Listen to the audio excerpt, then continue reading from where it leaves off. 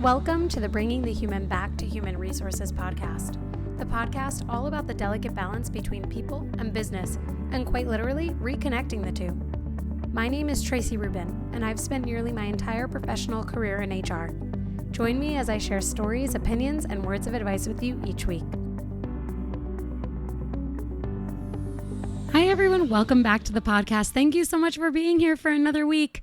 I know last week, I think I mentioned that I would have a guest interview for you or a guest episode for you this week. But you know what? I decided to switch it up because I've been getting so many questions about this topic.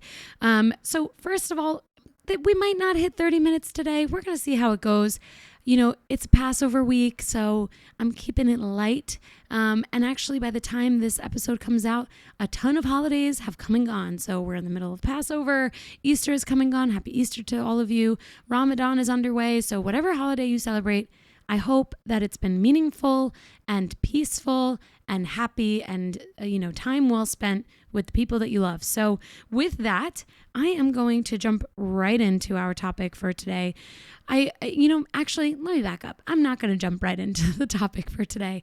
I want to first just, thank all of you who have been leaving 5-star reviews on this podcast. It means a lot, and I actually really check it. When reading, the reviews, especially on Apple Podcasts, seeing the 5 stars on Spotify, it goes a long way for me. I know it's not necessarily the best habit to check and see what people say about you, but it's really, at least because it's positive, it's really nice to see and read. And so I'm just glad that I'm having a positive impact on your lives and hopefully continue to have a positive impact on your lives. And for those of you who reach out by DM, by email, by LinkedIn message and just, say that you are listening, it means so much. So thank you. Now we will officially jump into the episode. I have received so many questions about people who are trying to decide whether or not they should quit their jobs. Mic drop.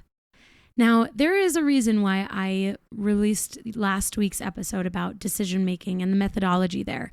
And part of the reason is because I knew at some point I was going to be talking about this topic. Naturally, I shared my story about leaving a job within 90 days, less than 90 days. I shared that with you earlier this year, actually a couple months ago at this point. But I didn't necessarily go into all of the questions and all of the things that even you're probably asking yourself if you are in a similar situation. I've touched on it briefly in past episodes, but I've gotten so many questions about this.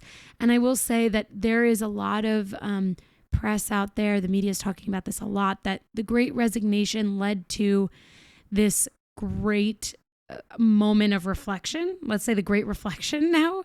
I don't know if anyone's coined that term, but that's kind of what's going on. It's kind of what happened with me. People were leaving their jobs. They were looking for something better. Maybe it paid more. Maybe it offered more. Maybe it was more flexible or something like that. And now 3 months later, people are saying to themselves, I'm not sure that this is the right environment for me. And this is it's been very common. Obviously, it happened with me, but it's continuing to happen with a lot of other people. Now, there are some reasons for this. I think one, employers, and I've talked about this before, employers are in a position to sell the dream and to gain as much top talent as possible. And so there might be opportunities within that organization, but they're selling you the dream. And I also think when there are open positions, it means that there are people who are potentially doing a whole lot more than they normally are expected to do. And so maybe even the culture is taking a hit. So now, employers are just so desperate to fill their roles that, again, they're selling the dream, and it might not be the dream. So, and actually I'll get to this a little bit, but there have been a lot of people saying, I took my dream job, or so what I thought was my dream job, and it's not. So, again, selling the dream, if it's a dream, is a great strategy. Selling the dream, if it's not a dream, is a losing strategy. So that's the one reason why I think there's this great reflection following the Great Resignation. The second thing is that I think people might have been a little bit desperate to have some change. And I mean, I can relate to that. I get it. Change of scenery is good. Sometimes you've been somewhere a long time and you want to see what else is out there. In this case, I think sometimes red flags are missed, and it happens. Again, it happened with me. If you haven't listened to that episode from however many months ago, you should definitely go back and listen, because I share all of the things that I learned and the reasons why I left my job before the job that I'm in now. So, those are two major factors, I think, that are leading to this great reflection. People are in roles that they didn't exactly expect to, or maybe turned out differently than they anticipated. So let's get to the questions. One question that I received is, should I actually leave my job? There are things I'm really not happy with, and there are things that I don't appreciate about my leadership that were, made out to be totally different in the interview process. But at the same time, I like my title, I like my pay, I like the industry. Do I wait it out? Do I continue to give feedback and hope for the best? And I said to this person that I think you really have to weigh the pros and cons. It always comes down to this, right? If things are not that bad, meaning you're not being harassed, intimidated, bullied, if you're not in a toxic work environment, if you're not, forced to deal with things that are unethical, like things like that, right? I'm potentially not even touching on all of the issues, right? But those things are a little bit less negotiable, right? Like you don't want to work in an environment where you are not accepted for who you are, where it's toxic, or, you're facing harassment. That's 1, illegal, 2, uncool, and 3, really not inspiring. So, those are things that like absolutely you should leave without a doubt. But if things are not necessarily that bad, and maybe it's more so issues with leadership competencies, leadership skill set, leadership actually, doing their jobs, maybe it's your role, maybe it's the culture of the organization is not exactly what you want it to be, but those are things that really can be improved over time, then maybe it's something that you kind of stick with, depending on, of course, what you see in the long run. Because in the short run, it's not ideal, but that doesn't mean that it's not ideal in the long run. We can't always make decisions based on where we sit and how we feel today. So that was my feedback. And obviously, there was a little bit more in that, but what I tried to get at is that you have to really evaluate if your environment and experience is tolerable or tolerable enough. And is it really that bad, or is it just something that kind of annoys you, frustrates you, but ultimately is something that you can kind of deal with? So coming back to this point last week that I made, which is to really have a methodology around your decision making, this comes into play when you're deciding whether or not to stay in your job and to stay within your company. And you have to really take yourself out of the moment, take your emotions out of it, and think logically about the situation, and think logically short term and long term. Some things are really, really good in the short term, but are not really good in the long term. And conversely, things are really bad in the short term, but maybe have a positive outlook in the long term. So you have to really evaluate what the short term and long term gains are, the short-term and long-term opportunity costs. Like, what is it going to cost you to stay? What is it going to cost you to leave? And if you do, and sometimes that's financial, sometimes that's emotional, physical.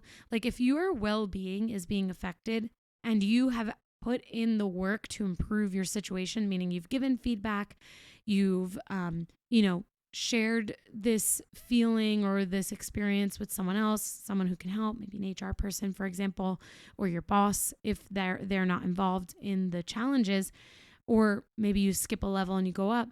If you've done those things, then you can reasonably say you've tried, and that maybe it's not the right environment for you, because nothing is really ever worth sacrificing your mental or physical well-being. But I say that to underpin that we do all have a responsibility to improve our own experiences. So if you are in an environment, again, that's not that bad, meaning no harassment, toxic environments, racism, things like that are not happening. And you can reasonably work through the challenges or the things that are frustrating you, you should be doing that. You should be giving feedback. You should be, approaching things with an optimistic viewpoint, but also critical and looking to change, what potentially currently exists. You should be reaching out to people who can help, key stakeholders, people who can influence the situation. And you have to remember that there's never, ever, ever a perfect place to work, a perfect job to work in. Everything is going to have its ups and downs. And I've talked about this a lot, that life is not without adversity.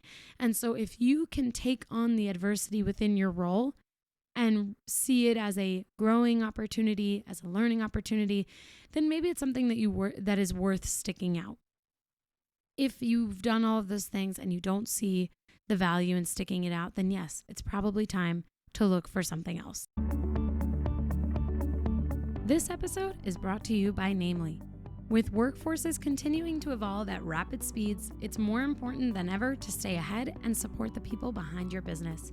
You need the right HR solution to do that, but making any type of switch can feel overwhelming, unless, of course, you make the switch to Namely. This is the all-in-one HR solution that your company needs, and they're backed by a team of hands-on specialists that will guide you every step of the way.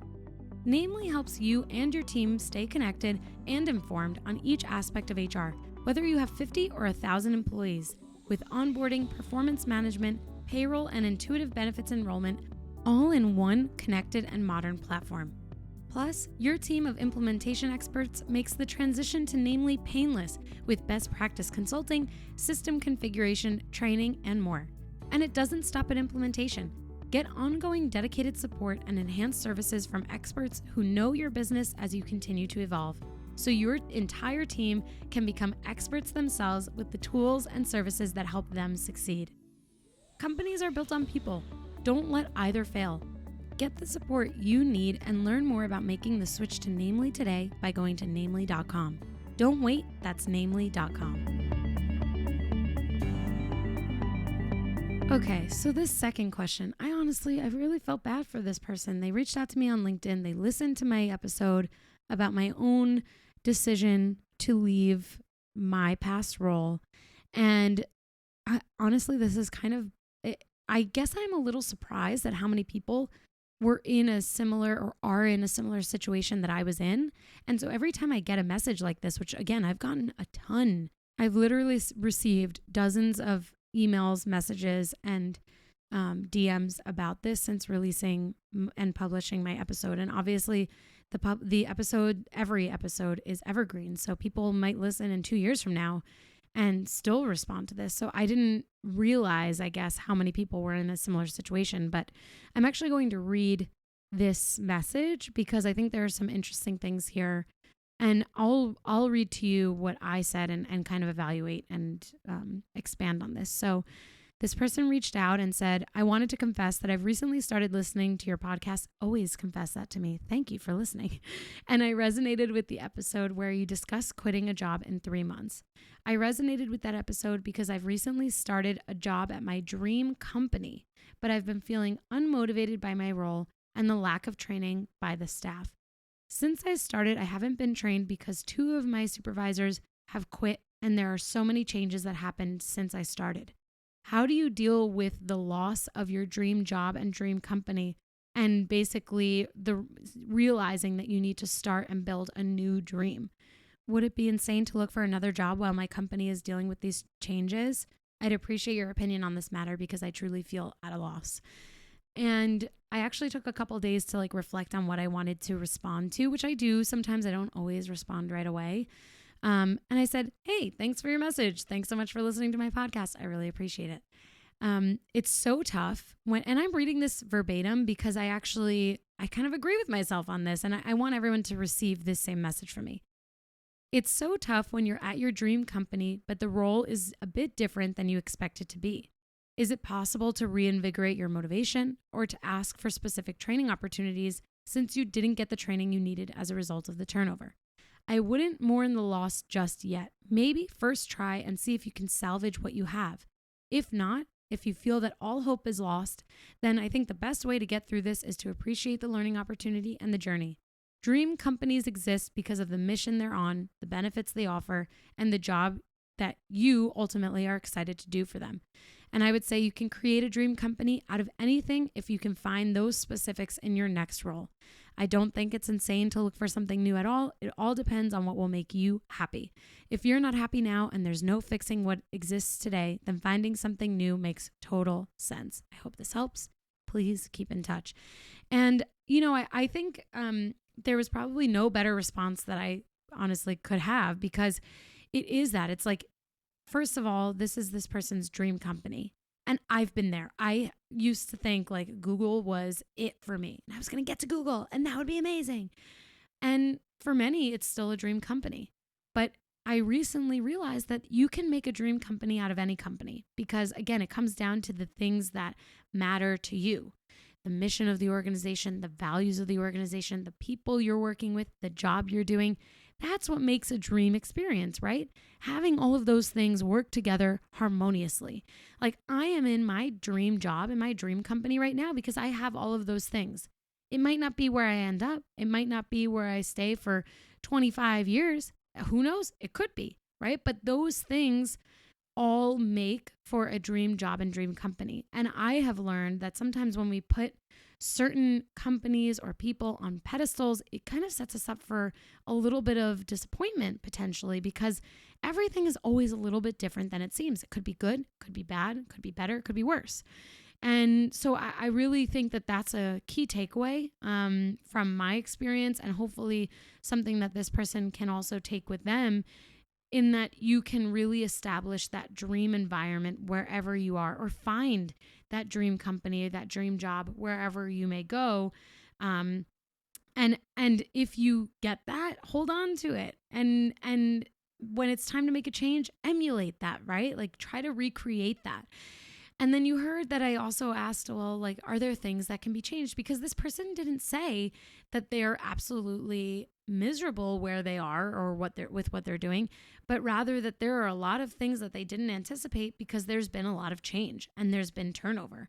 That turnover, especially when it's at the manager level, can be extremely challenging for the employees beneath that role, because you're at a loss with a lack of guidance, a lack of training, as we heard from this person's email or message. And then on top of that, you're also at a loss because you might feel a little bit left in the dark because now you don't have the leadership that you need.